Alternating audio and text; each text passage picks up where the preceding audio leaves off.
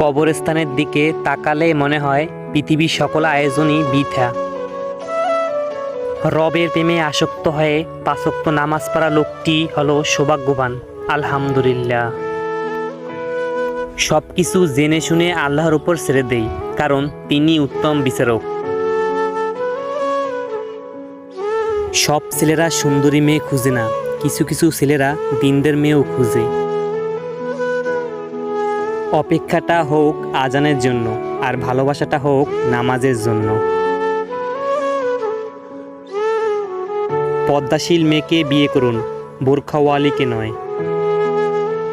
কিয়ামতের দিন নেশাখোর ব্যক্তির দিকে আল্লাহ তাআলা ফিরেও তাকাবেন না।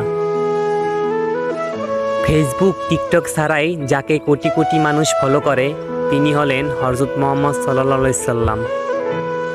বাবার চেয়ে দায়িত্ববান পুরুষ আর